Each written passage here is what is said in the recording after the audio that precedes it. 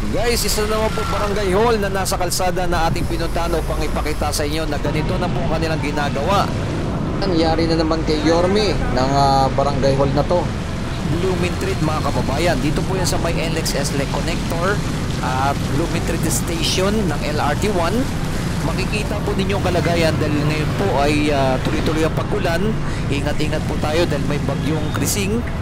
Ganito po ang mga nararanasan ngayon sa May Manila. Meron mga iba't ibang lugar dito ay bumabaha na po na ating pinuntahan upang ipakita sa inyo na may mga ganitong kalagayan na po sa May Manila ay lubog na rin po sa baha. Kagaya po dito sa may Blooming Street, itong kalsada na to, dito sa may LXS Lake Connector ay makikita nyo sa bandang unahan ay merong mga baha na rin po. Huwag kalimutan mag-like, mag-share at mag-comment dahil dito sa ating pupunta na ipapakita natin sa inyo isa na naman pong barangay hall na nasa kalsada. Yan isa sa mga ayaw ni Yorme, no, na basa-basa sila nagtatayo na walang permit na syempre dire-diretso lang. Yan, kagaya na nasamula sa barangay 133 ng 4th floor na pinagawa ni Congressman ay tuluyan ng nasira. Napakalaki ng budget, umaabot ng 19 million ang budget, no, mahigit kulang-kulang 20 million ay nasayang lang ang project nito dahil problema, napakalaking perwisyo sa mga estudyante, teacher, sa mga tao. Ito po yung aking tinutukoy dito, makikita din yung kalsada na to. Ayan, no.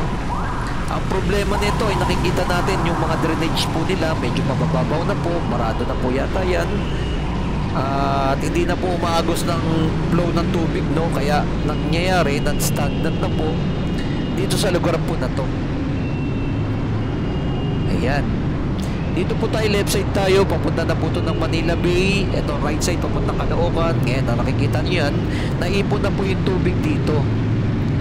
Papunta po tayo ng Divisoria, dadaan, papakita natin sa inyo. Ayan, no? Grabe na po ng baha dito, no? Naipon po yung mga tubig. Dire-diretso po tayo dito, papunta tayo ng Manila Bay. Dire-diretso na po yan. Pero sa Divisoria po tayo dadaan. Dadaanan natin yung Tayuman. Ito na po yung Tayuman. Ay grabe na rin po yung baha dito. Naipon na rin po yung tubig. At may video po tayo dyan mamaya, papakita natin tayo. Nag-stop tayo kasi dito nakita natin na mga barado na po yung mga drainage dito na sana maayos po nila, no? At ayan, no? Grabe guys, so kita-kita nyo yan, baha na po dito, naipon talaga na yung tubig. Yan ang mga nararanasan ngayon dito sa May Manila. Mayroong mga iba't ibang lugar dito na mga mabababa na kagaya nito sa may Tayuman Street ay baha na. Pero dito naman paglagpas naman po nito ay okay naman po na yung kalsada, no? Wala ka na makikita ng baha. Dire-diretso po yan, medyo malinis naman po dito, wala naman po mga kalat sa mga kalsada dahil tuloy-tuloy naman pong nililinis na nga po ni Yorme Isko Moreno. Isa sa mga gusto niya na maging malinis ang kapaligiran. Yan, nakikita natin, ganyan na po ang mararanasan dito sa Manila. Nang pagbalik na Yorme, talagang nilinis ang iba't ibang lugar sa May Manila, lalong-lalo na yung Divisoria na ating ipapakita sa inyo. Kamusta na ba yung Divisoria? Ingat-ingat po tayo ngayon, ay tuloy-tuloy pa rin po ang pag-ulan ng bagyong Krising. At dito na po tayo, makikita nyo, dumaan na po natin right side, papunta na po tayo Divisoria. Malinis po ang kalsada, grabe, no guys, napakaganda na. Wala na po ng mga vendor sa gilid. Dati kung ikaw dadaan dito, napaka-traffic, ang hirap dumaan, nagkalat ang mga vendors kabilaan, mahirap na dumaan dahil sobrang dami nagtitinda sa may kalsada. Ayan.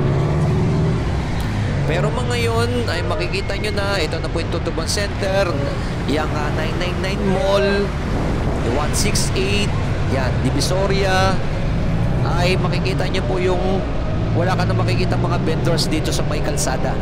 Yan po ang pinaka good news na ginagawa ni Yorme. Si Yorme lang po nakagawa nito, no? Yung mga nakaraan administrasyon ay grabe po, no? Ang daming mga nagtitinda dito sa mga kabing-kabilaan at grabe po talaga. Mahirap na dumaan dahil siksikan na po. Yan, kanya-kanya na po sila. Pero ngayon ay napanatili ni Yorme na malinis at may pulis na mga nagbabantay dito. Yan, yun ang pinakamaganda, no? 24/7 may mga pulis na nagbabantay. Talagang ang sinabi ni Yorme, meron na tayong gobyerno. Meron na kayong gobyerno na mararamdaman. Ayan, dito po tayo kakanan sa may right side, dito po sa may Dagupan Street. Dito po sa nakahilera dito, sa may barangay, malapit sa barangay 53, makikita po ninyo yung ginagawa na naman pong barangay hall. Grabe naman yan, sa may kalsada po talaga, no? Isa sa mga napakalaking problema talaga dito sa may Manila, yung pagtatayo ng barangay. Dahil nakikita po natin halos karamihan ng may mga barangay po ay sa kalsada po nila inilalagay. Yan, sana maayos na po nila dahil gusto talaga ni Yorme maging maayos. Okay, dire-diretso lang po dito sa may Dagupan Street. Makikita nyo sa bandang unahan. Ayan. Huwag kalimutan mag-like, mag-comment, and mag-share kung ano masasabi niyo po dito na naman sa isa na naman pong barangay hall na ginagawa na malapit ng matapos. Ngunit ay nahinto na naman. Nakita kasi na rin barangay 133 na giniban mismo yung mula 4th floor ng pinagawa ni Congressman ay nagiba na po. Ay hindi na rin po nila tinuloy itong ginagawa po dito, no? Kaya ipapakita na po natin sa inyo, malapit na po matapos malapit na po matapos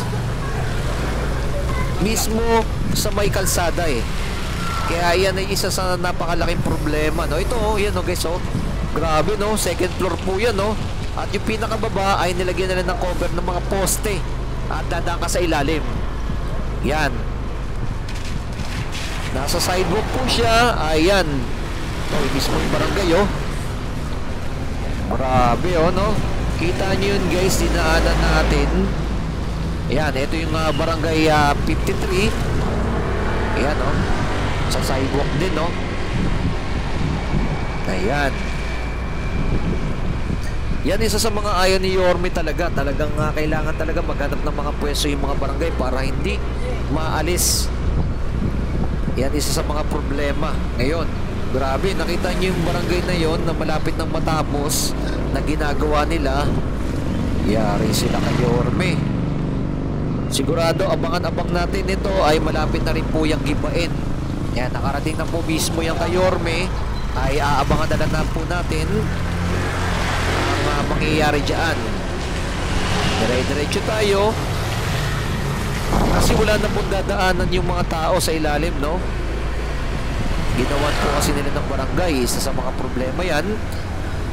Yan ang ating aabangan. Like and comment and share po ninyo kung ano masasabi nyo po dun sa barangay na yon na ginawa nila sa may sidewalk, no? Kasi 2nd floor pa, nilagyan nila lang ng mga poste. Ayan, pero natigil na po yan dahil alam na lang po nila na yung mga barangay hall nga po ngayon na iniutos na lahat na sa mga kalsada ay gibain. Ayan, marami na mga nasampulan. Ayan, barangay 167, barangay 133, ayan, barangay 8. Yung barangay 8 naman po, yung mga nakatira, yung mga kagawad at ng mga tanod, pinapagiba na rin ni Yorme.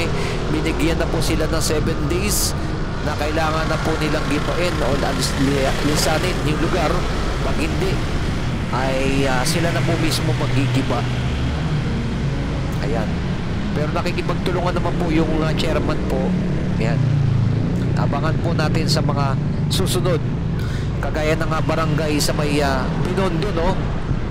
Yung 272 ay gigibain na rin po yun. Grabe.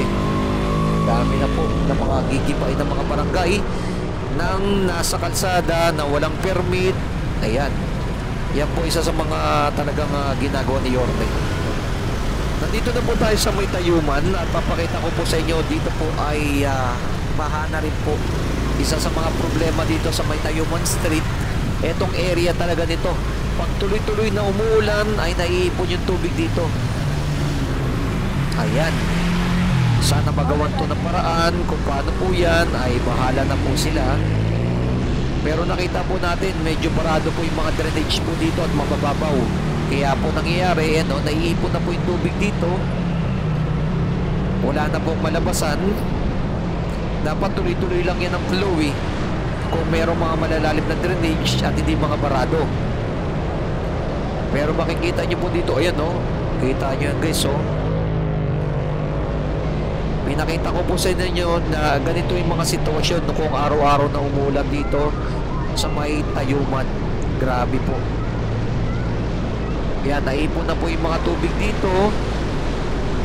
Ganyan ang ating mga nararanasan. Like and comment and share kung ano masabi niyo po dito sa ating pinuntahan at dito sa may Tayuman at iba't ibang lugar ng mga binabaha dito.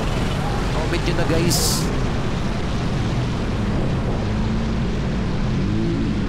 Ayan. Salamat sa mga nag-like, nag-share, nag-follow kay Skywalk TV at itong ating pinaka-latest update. At syempre, guys, ito yung kalagayan ngayon dito sa may Tayuman. Pakita lang natin sa inyo. Grabing baha ginagawa na po dito. Nabaha na po area. Grabe baha, Tayuman.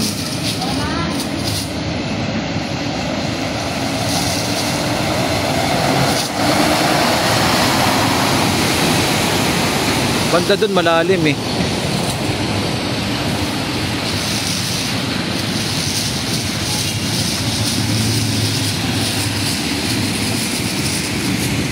Grabe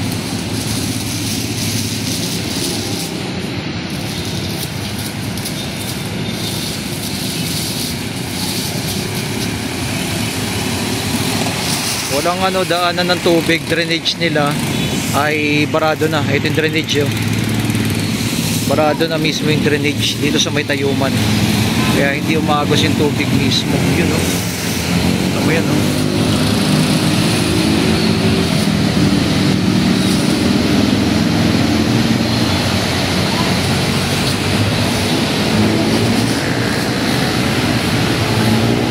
like and comment and share.